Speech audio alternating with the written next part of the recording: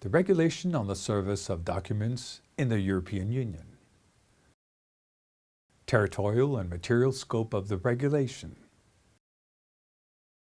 The regulation applies in civil and commercial matters where a judicial or extrajudicial document has to be transmitted from one member state to another for service there. The expression civil and commercial matters has itself been interpreted extensively by the European Court of Justice.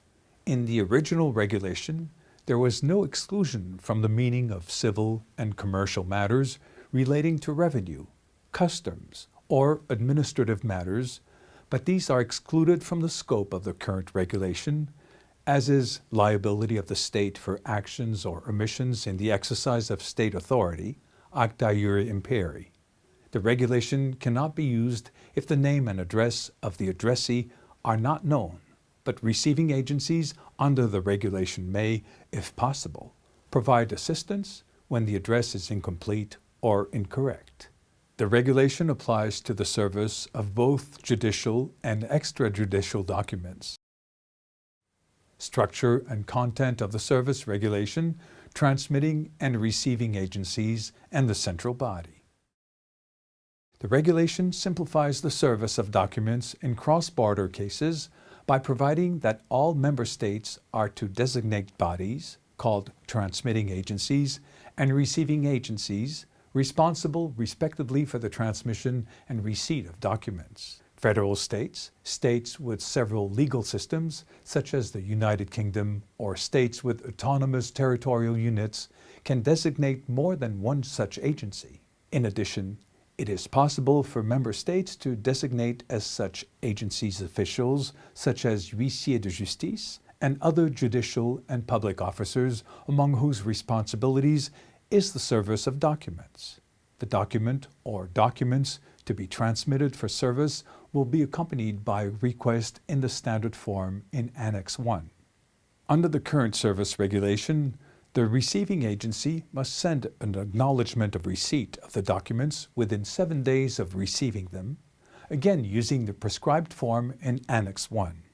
This is one of the number of areas where the current service regulation provides for time limits for carrying out actions under the regulation procedures, and so speeding the process of service and thus of access to justice.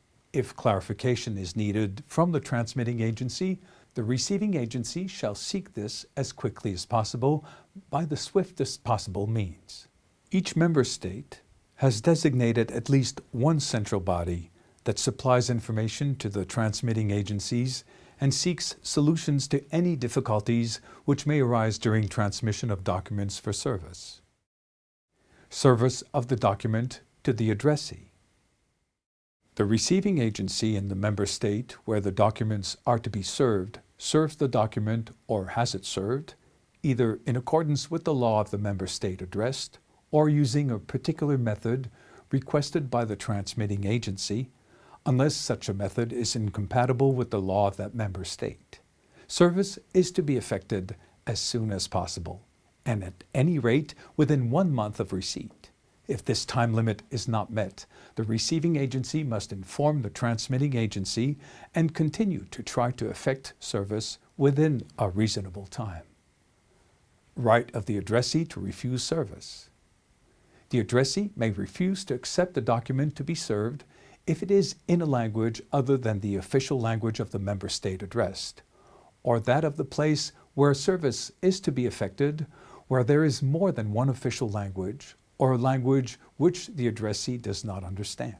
The addressee is to be informed of this right when the document is served using the form set out in Annex 2.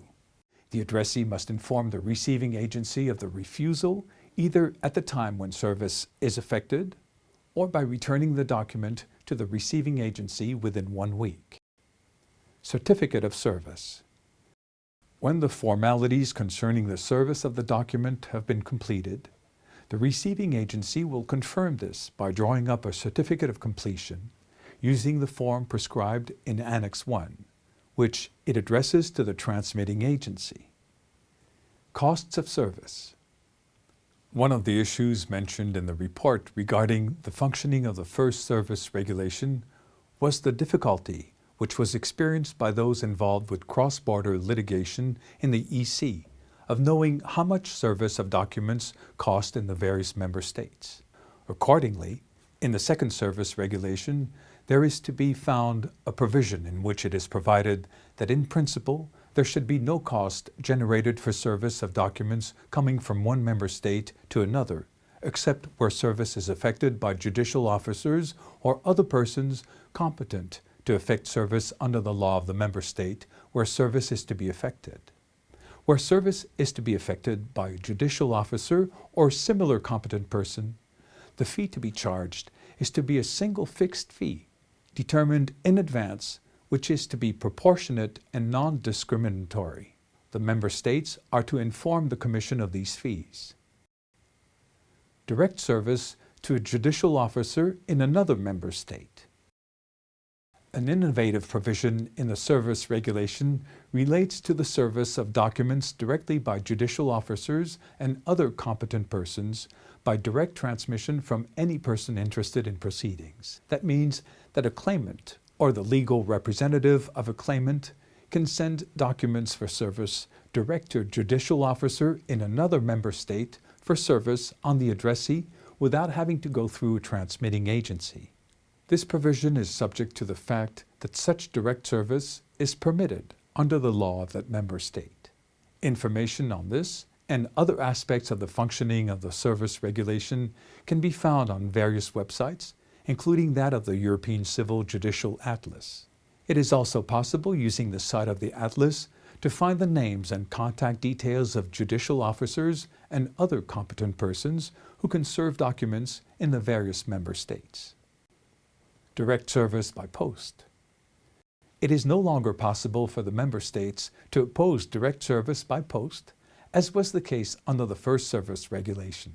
Under the terms of the current service regulation, it is provided that each member state shall be free to effect service of judicial documents directly by postal services on persons residing in another member state by registered letter with acknowledgement of receipt or equivalent. Other methods of transmission. The regulation also provides for other means of transmission and service of judicial documents, such as transmission by consular or diplomatic channels and service by diplomatic or consular agents or service of judicial documents directly by post.